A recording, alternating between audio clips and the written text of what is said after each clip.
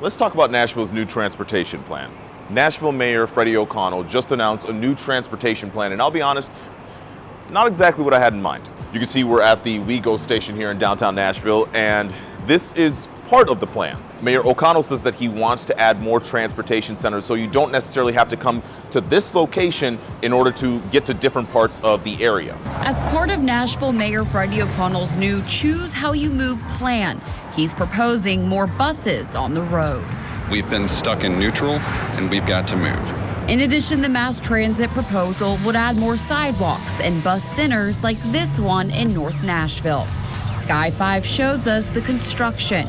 It will have restrooms and air conditioning when it opens this spring. What else here? What else here? That also includes 24/7 access to buses, so it's not like you're waiting until the next morning before you can get a ride to wherever you need to be. Other things include more traffic control with updated traffic signals. I know that a lot of people have been talking about, some of these signals being outdated and always seeming to have an issue. Well, this bill would try to address that. Historically, Nashvillians have voted down transit plans, but Mayor O'Connell thinks his is more practical. We need traffic signals that keep traffic moving instead of keeping us stuck at red lights when no other cars are coming the other way. Bus riders tell me they'd like to see increased security and connectivity. We're talking more buses, more access, safer roads, and the ability to travel throughout Davidson County without too much trouble. Now, if you're like me, you were probably wondering, where are the light rails in all of this? Great question. I'm not sure, but I will say transportation has been a focus for Mayor Freddie O'Connell since his campaign. I mean, he campaigned on the notion of trying to make this city a safer place, not only for pedestrians, but for drivers as well. So what are we gonna see? We're gonna see less waiting at red lights and less restrictions on getting around if you don't work a typical 9-to-5 job. That also includes adding more sidewalks to make it safer for pedestrians. So before any of this goes into motion, you will have a chance to actually voice your opinions in front of City Council before City Council has a chance to vote on it. If City Council passes this measure, then we have a chance to vote on this in November. I remember when I first moved out to Nashville, I didn't have a car, and so I was taking the bus everywhere. Like this feels very much at home for me right now. But I remember taking the bus and then finding myself in a place where the bus was no longer operating and I would have to take the expensive Uber or Lyft wherever I needed to go. It resonates with me, knowing that we could soon have 24/7 access to buses. Obviously that means we're gonna need the drivers to accommodate this and the buses. But a surcharge is possible. In addition, they plan to use federal dollars to help pay for it. We're trying to eliminate the element of surprise here. This plan will not have $1 billion tunnel under downtown in it. It will not include investments in rail-based transit service. I don't know what the cost is going to be, but you can imagine Nashville's not getting any smaller. This place is only going to get bigger, and we're adding communities as opposed to staying put. And so at some point or another, transportation is going to be a key component of what we do moving forward. All right, so let's just address this right off the bat. If you haven't seen what happened in Nashville just this past weekend, a group of people walked down downtown Nashville waving swastika flags. Now, it would be simple to call them Nazis, but I think these folks were calling themselves something different. Blood Tribe? Is that what Blood Tribe? That might be it. themselves. That might be it. Okay. They were shouting all of these anti-immigrant things.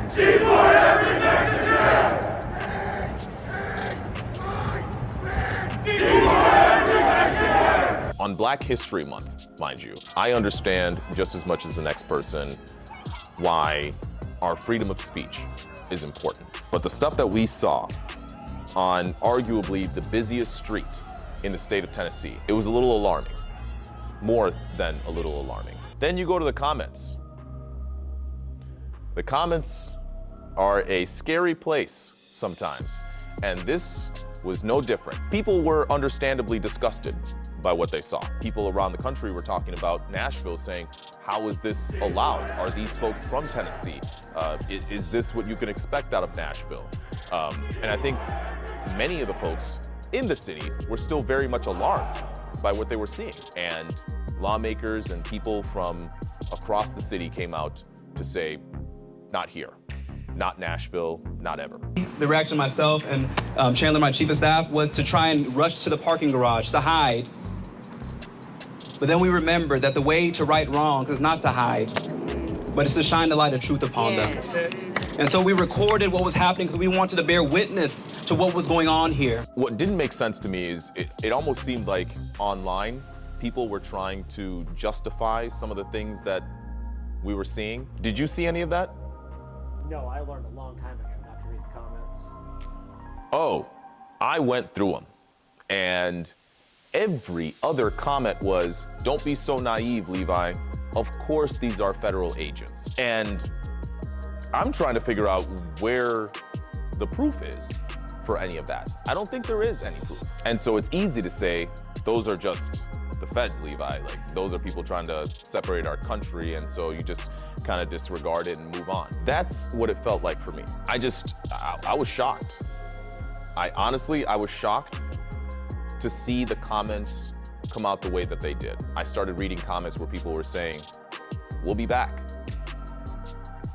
You know, like, where is that coming from? I thought it was heartening to see Governor Lee McNally. A lot of Tennessee leaders immediately denounced this. It just wasn't a good look. We had swastikas flying at the state capitol. Did that resonate? Did that sink in? There were swastikas being flown at the state capitol of Tennessee. And not one of those people were stopped. I want to make sure it's clear that bigotry, hatred, racism, they have no place in Nashville, much less the country. If that's a controversial statement to make, so be it. Someone could have a problem with that and say, freedom of speech this, freedom of speech that. And listen, you are entitled to speak your mind.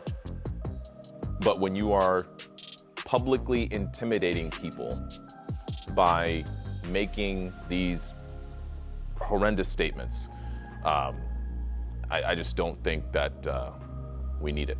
Oh, good. Another comment section not to read. Yep.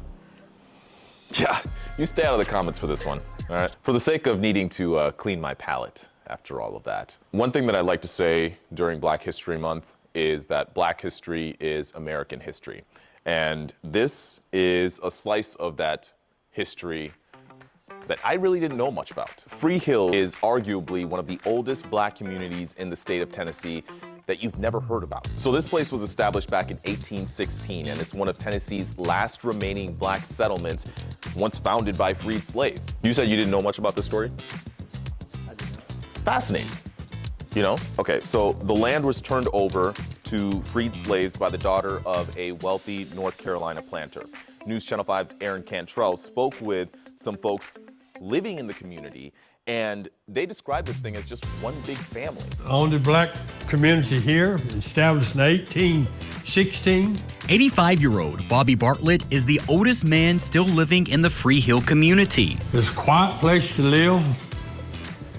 Everybody knows each other. If one needs something, all they got to do is holler. When you think of this community, think of it on like a bunch of hills, right? It's a rural community here in Tennessee, and many of these early settlers, because of where they were, adopted the last name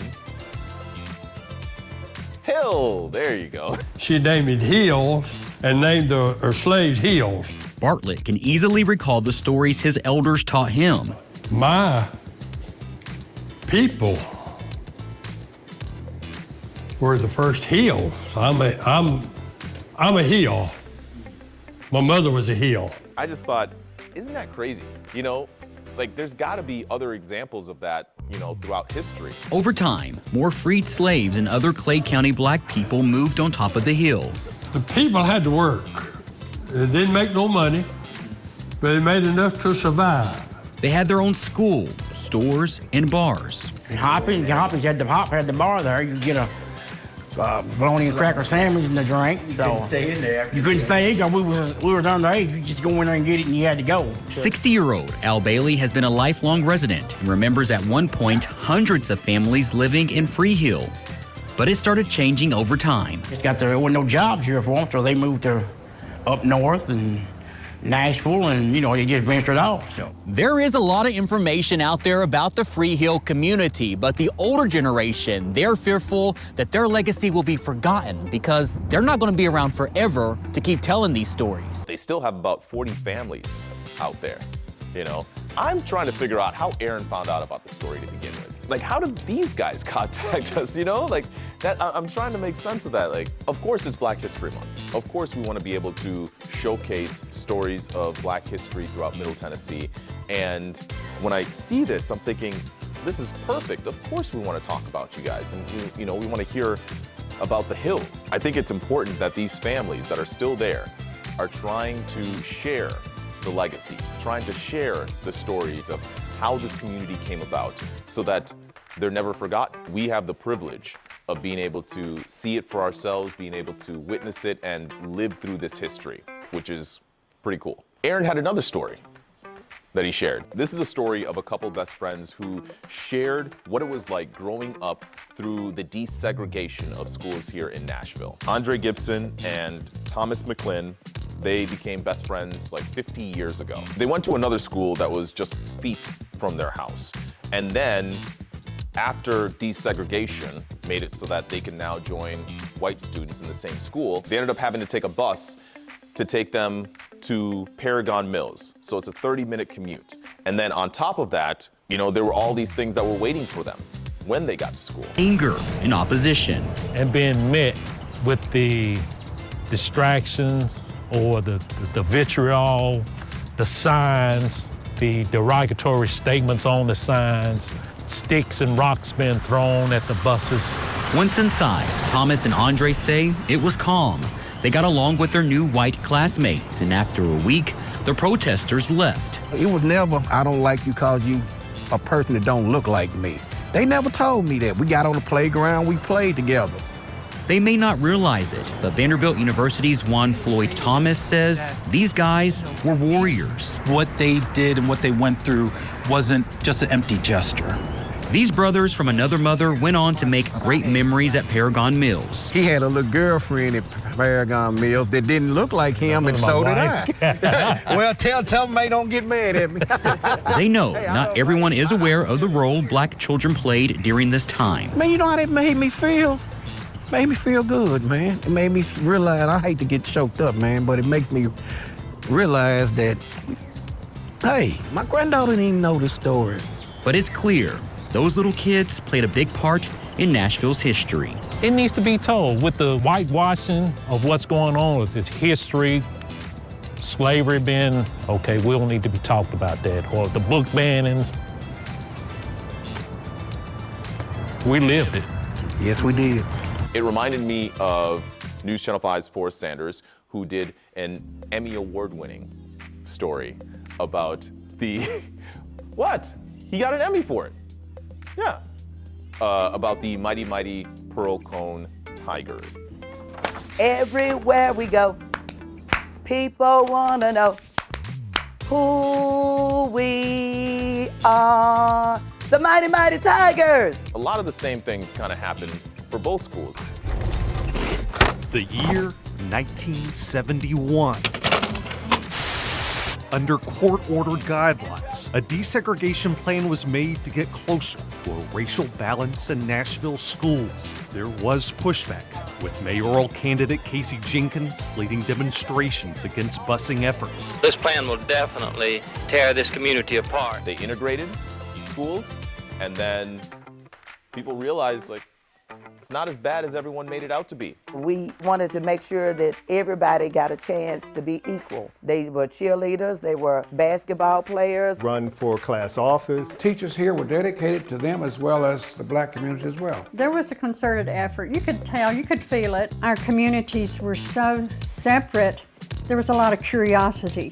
It wasn't history then, All this noise about it's never gonna work and how dare you bring, all of these folks into the schools and it's gonna be chaos and there are gonna be race wars and all that kind of stuff. It's really incredible when you think about how racially charged everything was at the moment. And students were able to look past a lot of those issues. They are a part of history, but I don't think they were thinking about it that way. 1, 2, 3. The mighty, mighty Tigers. People have been locked into the latest Gwen Shamblin, Michael Shamblin, and Phil Williams story. Like, this is something that people are tuning into all the time, which is cool. I mean, I think that's great. Phil loves it. No.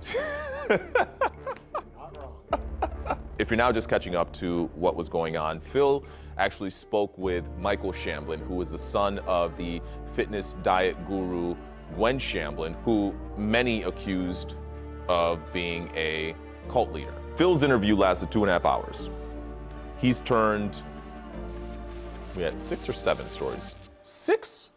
We're at 6 stories at this point, and counting. The last one stood out to me because I heard Michael say, if the remnant members sitting in the building realized just how much information the church had on them, there would be no one left in those seats. I think that was the headline, actually.